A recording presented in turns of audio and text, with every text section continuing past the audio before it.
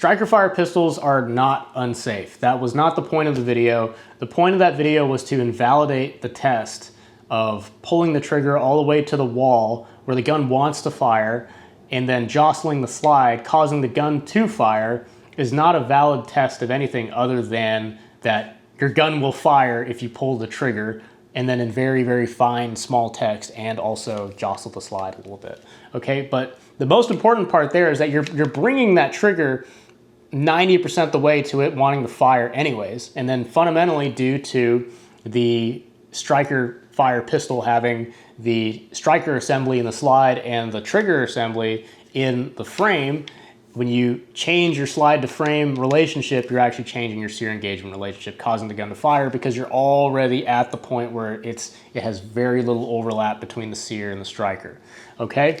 Not only that, when you pull the trigger on these guns, you disable all the safeties, right? That's how these guns are designed to operate. So striker fire pistols are safe, all right? I like Glocks, okay? Here's my Glock 40. This is my problem solver right here. And it's funny that, you know, people have been accusing me of being a Sig Shill.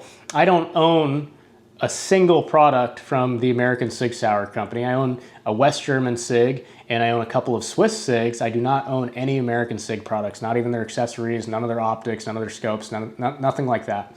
I do own multiple Glocks, and I've actually got another Glock on the way that I won in a GSSF match. I shoot GSSF matches. So if anything, I'm a Glock fanboy way before I'm a Glock, or way before I'm a Sig fanboy, okay? I own infinitely more Glock products than Sig products. So let's get that out of the way. So the next most popular comment that I saw was, oh, the trigger safety. This test isn't valid because Glocks have a trigger safety and Sigs do not. Now, I personally think Sig 320s should probably have a trigger safety, but it doesn't matter because they don't. However, the test was not testing whether or not you can disable the trigger safety, right, and cause the gun to fire. It was not testing what can fit in the trigger guard and disable that trigger safety or cause the trigger to move. The test was to bring the trigger all the way to the wall and push it in a certain amount and see how much you have to push that trigger in past the wall to where you can then jostle the slide and cause the gun to fire. It had nothing to do with the trigger safety, okay? And so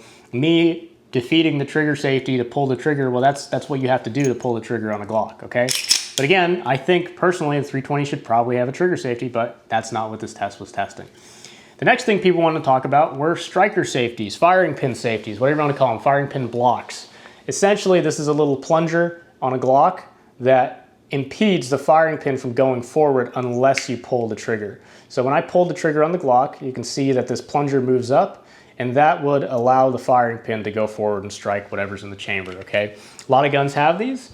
This 320s, the 320 has one that is like pretty much everything on the 320, a hilariously different design. It's very, very different than the most popular way of doing a firing pin block, which is pretty much identical to what you see on this Glock here. I think Beretta was the first people to do this style of firing pin block. But a lot of people were saying, well, this test, my findings in this test were invalid because Glock's striker safeties are not disabled when you get through the pre-travel, and that's demonstrably false, as you can see.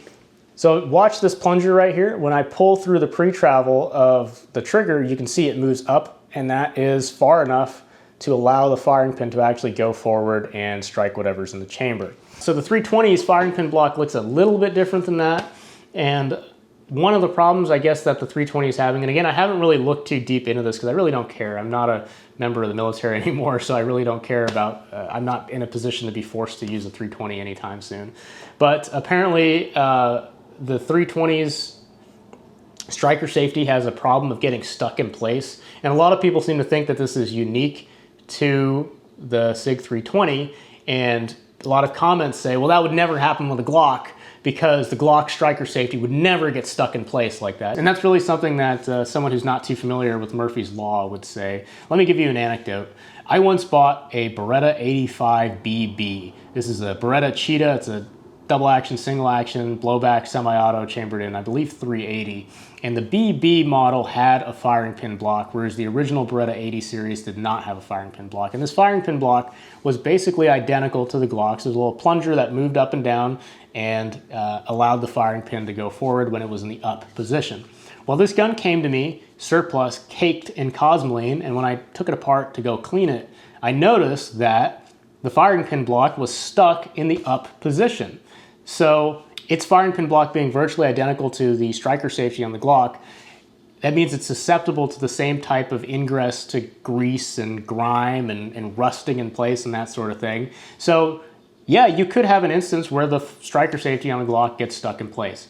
I don't think that's a stretch of the imagination. Now, whether or not the Sig 320's, Rube Goldberg machine, makes it more prone to getting stuck in the up position, that remains to be seen. I would intuit that maybe it does, but again, that's not what this was testing. Again, this test was testing that if you pull the trigger, the gun will fire, and then asterisk in small text, pull the gun 90% of the way and then jostle the slide, right? So not what this test was testing, had nothing to do with the striker safety. When you pull the trigger on a Glock or a Sig 320, you are in effect disabling that striker safety. So this is not a test of the striker safety. The next thing that a lot of people seem to take issue with was the fact that I was saying that the Sig 320 and the Glock are fundamentally the same. Well, what did I mean by that? I thought I explained it pretty thoroughly. Well, when I said that they're fundamentally the same, I meant that they're both striker-fired pistols and that the store of energy that energizes the firing pin and allows it to strike the primer with enough energy to set off the cycle of operations is located in the slide, and the mechanism that releases that energy is located in the frame. Thus, if there's any movement between the slide and frame, that will affect the overlap between those two mechanical devices, causing you to change your sear engagement, which is the name for that overlap. And if you pull the gun right up to the point where it wants to fire, and then you alter that overlap between those two assemblies, it's not a stretch of the imagination that the gun will fire. So in that regard, the 320 is fundamentally the same as the Glock. You got the striker in the slide and the mechanism to release that, the trigger, the sear in the frame. So the reason why people seem to think that the Glock is totally different, not fundamentally the same as the 320, is because the Glock has a partially cocked striker. The partially cocked striker has nothing to do with what I said there.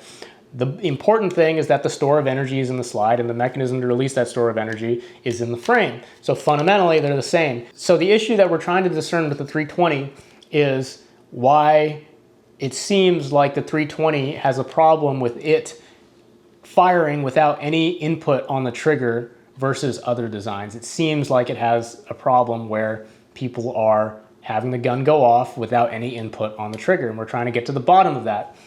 A test where you pull the trigger 98% of the way till it fires and then jostle the slide is not a test of why the gun is firing without input to the trigger. Does that make sense? Last but not least, a lot of people were saying, well, I tried this with my gun and I couldn't get it to do it. I tried this with my gun, I couldn't get it to do it. Well, the thing is, you probably just don't have the right fixture for it. Okay, when I said that in theory, any striker-fired pistol can fire by bringing the trigger all the way up to the point where the sear engagement is so little that moving the slide a small amount will cause it to fire, is because you could probably set up some kind of fixture to hold the frame and some kind of, micrometer adjustment screw here to put pressure incrementally on the trigger and find that point where the sear and the striker have 1/1000th of overlap. So even in a super tightly fit pistol that has 1/1000th of slide to frame fit, you could get the gun to fire, okay? But in theory, you absolutely can get every striker fired pistol to fire that way. Most people are probably just testing this by pulling, the trigger with their finger, and they're overshooting that point where the sear and striker are engaged to the point where just moving the slide will cause it to fire. Spoiler alert, most people have really poor trigger finger control. That's why most people suck at shooting. Oh, and the other thing with striker safeties, a lot of people are saying that the 320 striker safety disengages too soon because it disengages when you get through the pre-travel. And the Glock's striker safety disengages when you get through the pre-travel as well. Most pistols, they do. And frankly, that's the way I would prefer it.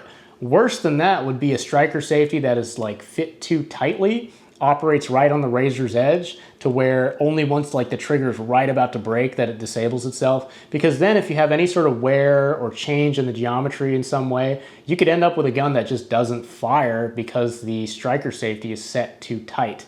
And it's sort of like a good example of this, where this is a bad thing, are going back to 1911s. You can have sometimes grip safeties that are set too tight, and you have to depress that grip safety all the way down to get it to fire. And sometimes with certain grip types, usually when you're riding the safety and gripping really up high, if that grip safety isn't properly sensitized, you can have a gun where you go to pull the trigger and you get a dead trigger because the grip safety hasn't been deactivated. So if anything, I would prefer the striker safety to disable sooner rather than later. But again, this has nothing to do with the test of pulling the trigger all the way to the wall and then, you know, messing with the sear engagement, messing with the tolerances to get the gun to fire. Okay, that has nothing to do with true uncommanded discharges where the gun is firing without any input from the user, without any input to the trigger. Okay. Another comment that I saw that some people think is unique to the 320